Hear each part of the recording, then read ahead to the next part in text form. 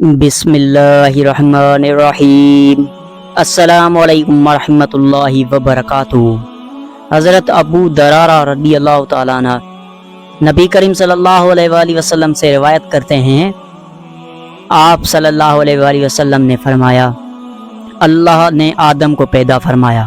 جب انہیں پیدا فرمایا تو اللہ تعالیٰ نے ان کے دائیں کندھے پر مارا اور سفید اولاد کو نکالا جیسے چونٹیاں ہوں، اور اس نے ان کے بائیں کندھے پر مارا تو کالی اولاد نکلی جیسے کوئلہ ہو۔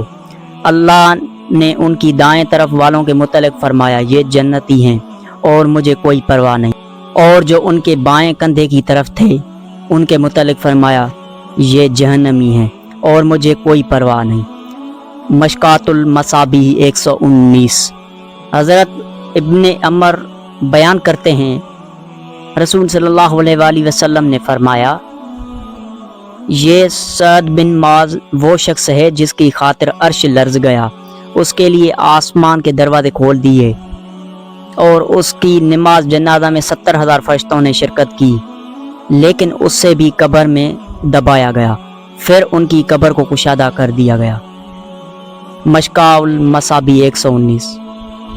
حضرت ابن عباس بیان کرتے ہیں، رسول صلی اللہ علیہ وآلہ وسلم نے فرمایا، 3 قسم کے لوگ اللہ کو سخت ناپسندیدہ ہیں: حرم میں ظلم و ناانصافی کرنے والا، اسلام میں جاہلیت کا طریقہ تلاش کرنے والا، اور بڑے جہاد کے بعد کسی مسلمان کو ناحق قتل کرنے والا۔